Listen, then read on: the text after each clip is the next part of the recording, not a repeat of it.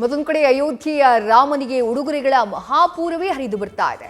101 KG ಚಿನ್ನದ ಕೊಡುಗೆಯನ್ನ ನೀಡಿದ್ದಾರೆ ಸೂರತ್ನ ವಜ್ರದ ವ್ಯಾಪಾರಿಯಾಗಿರುವಂತಹ ದಿಲೀಪ್ ಕುಮಾರ್ ಲಕ್ಕಿ ಅವರು. ಗುಜರಾತ್ನ ಸೂರತ್ನ ಬಹಳ ದೊಡ್ಡ ವಜ್ರದ ವ್ಯಾಪಾರಿಯಾಗಿ ಉದ್ಯಮಿಯಾಗಿ ಗುರುತಿಸಿಕೊಂಡವರು ದಿಲೀಪ್ ಕುಮಾರ್ ಲಕ್ಕಿ ಅವರು ರಾಮ ಮಂದಿರಕ್ಕೆ 101 ಕೆಜಿ ಚಿನ್ನವನ್ನ ಕೊಡುಗೆಯಾಗಿ ನೀಡಿದ್ದಾರೆ. ಅವರು ನೀಡಿದಂತಹ ಆ ಚಿನ್ನದಲ್ಲಿ ರಾಮ ಮಂದಿರದ ಗರ್ಭಗುಡಿಯ ಆ ಬಾಗಿಲು, ಚಿನ್ನದ ಬಾಗಿಲು, ಕಿಟಕಿ ಜೊತೆಗೆ ರಾಮಲಲ್ಲಾನ ಬಿಲ್ಲು, ಬಾಣ, ತ್ರಿಶೂಲ, ಕಂಬಗಳನ್ನ ತಯಾರಿಸುವುದಕ್ಕೆ ಆ ಚಿನ್ನವನ್ನ ಬಳಕೆ ಮಾಡಿಕೊಳ್ಳಲಾಗಿದೆ. ಅಯೋಧ್ಯೆಯ ಈ ರಾಮ ಮಂದಿರ ನಿರ್ಮಾಣಕ್ಕೆ ಇದುವರೆಗೆ ಅಂದ್ರೆ ಈ ರಾಮ ಮಂದಿರವನ್ನ ನಿರ್ಮಾಣ ಮಾಡುವಂತಹ ಒಂದು ಸಂಕಲ್ಪ ಮಾಡಿದಂತಹ ದಿನದಿಂದ ಇದುವರೆಗೆ ಸುಮಾರು 5,500 ಕೋಟಿ ದಾನಿಗಳು ಕೊಡುಗೆಯಾಗಿ ಹಣವನ್ನ ಕೊಟ್ಟಿರುವಂಥದ್ದು, ಭಕ್ತರು ಹಣವನ್ನ ನೀಡಿರೋದು.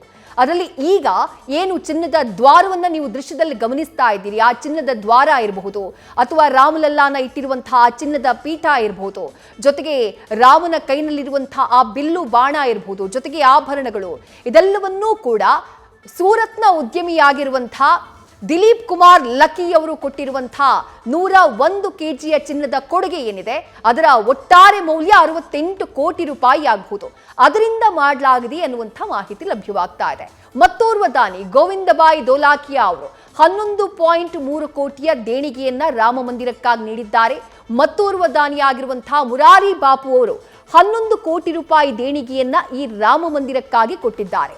ಇನ್ನು ಮುರಾರಿ ಬಾಪು ಅವರ ಅನುಯಾಯಿಗಳು ಸುಮಾರು 8 ಕೋಟಿ ಹಣವನ್ನ ದೇಣಿಗೆಯಾಗಿ ಈ ಬಾಲರಾಮನ ಮಂದಿರಕ್ಕೆ ನೀಡಿದ್ದಾರೆ.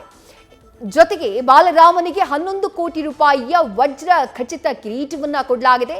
ಮುಖೇಶ್ ಪಟೇಲ್ ಅನ್ನುವಂಥವರು 11 ಕೋಟಿ ರೂಪಾಯಿ ಮೌಲ್ಯದ ವಜ್ರ ಖಚಿತ ಕಿರೀಟವನ್ನ ರಾಮಲಲ್ಲಾನಿಗಾಗಿ ನೀಡಿದ್ದಾರೆ. 6 ಕೆಜಿ ತೂಕದ ವಜ್ರ ಖಚಿತ ಕಿರೀಟವನ್ನ ಬಾಲರಾಮನಿಗೆ ಕೊಡುಗೆಯಾಗಿ ಕೊಟ್ಟಿದ್ದಾರೆ ಮುಖೇಶ್.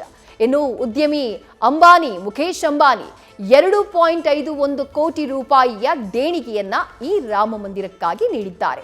ಒಟ್ಟಾರೆಯಾಗಿ ಕೋಟ್ಯಂತರ ರೂಪಾಯಿ ಮೌಲ್ಯದ ಕಾಣಿಕೆ ಅಥವಾ ದೇಣಿಗೆ ರಾಮ ಮಂದಿರದ ನಿರ್ಮಾಣಕ್ಕಾಗಿ, ರಾಮನ ಅಲಂಕಾರಕ್ಕಾಗಿ, ರಾಮ ಮಂದಿರದಲ್ಲಿ ವ್ಯವಸ್ಥೆಗಳನ್ನ ಮಾಡುವುದಕ್ಕಾಗಿ ಹರಿದು ಬರ್ತಾ ಇದೆ. ನ್ಯೂಸ್ ಫಸ್ಟ್ ನಿರ್ಭೀತಿಯಿಂದ ನಿಮ್ಮ ಪರವಾಗಿ.